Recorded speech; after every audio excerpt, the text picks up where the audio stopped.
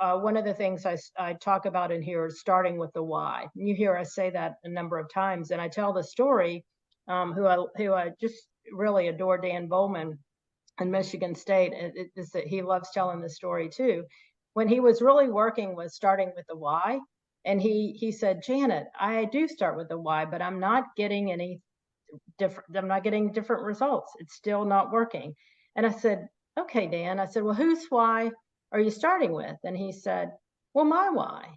And I was like, oh my gosh, it just hit me. I'm like, oh my gosh, like that's the wrong why. Like we're what we're starting with are the people that we're communicating with why. It's their why that we're communicating to rather than thinking about our why. It was just such a lesson for me in that conversation. He taught me so much in that moment. So we really worked together on what does it mean then to start with the why of the people that we're communicating with. The other two, and I'll summarize and end with this before I turn it to Pat, but the other two that I think are really, really changes in behavior on our part that kind of go together. And one is our ability and our approach and how we challenge generalizations. So when we hear things like morale's bad or everybody's unhappy, they said, then if we take that to heart, then we have no idea who we're talking about. And so a simple question is basically asking, who is they? Right? Who's they? Who are we talking about? I want to hear you. I want to get the feedback, and I want to listen to that feedback. But when you say they, who are we talking about? Because if we focus on who we're talking about, we can probably get a better understanding of what we need to do as we move forward. And so it's just when those generalized statements come before us, it's challenging those, not because we're trying to be negative to the person communicating, but we want to get an understanding of what we're talking about so that we can really understand what the issue is at hand, if there is an issue. The other one is that tends to happen sometimes is the concept of carrying your own message. And so, and again, we've all been guilty of doing these things, and we've been the receivers of people doing these things.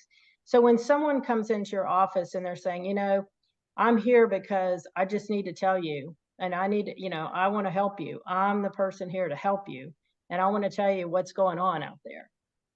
Right. And so they're kind of coming in with that savior attitude of I'm here to help you. And so then the question back to the individuals there is asking them whose message it is. Do you feel that way? And sometimes what we tend to, when we say, do you feel that way? Sometimes what we tend to get is, no, I don't feel that way. That's what others feel. I'm just carrying the message. And then it's moving it to, well, how do you feel? What do you think? What's meaningful to you? So again, we're not dismissing people. Even when we get those somewhat negative behaviors of communication, because we're going to naturally occur, how do we repurpose and refocus those conversations into more productive ones where we can get a better outcome? So just in summary, as we communicate, thinking about what's the purpose, what are the outcomes we're trying to achieve, and what are the messages we're crafting to that? How do we begin to think about how we craft our message, starting with the why of the people who we're communicating with? And how do we manage through some of those culture buster types of situations where we just refocus the conversation and communication in a different way by asking back a question to change that communication into something that's more positive and ends with a better outcome? Sometimes those simple yet complicated and difficult things help us manage through the negativity of what can bring negativity into the culture. And that's why is communication sometimes the lowest item on surveys, or what we think are really some of the most difficult areas, is because communication is, to me, the way we communicate and the approach and the messaging and the words that we use affects culture as much as anything else. So it's important to get it right.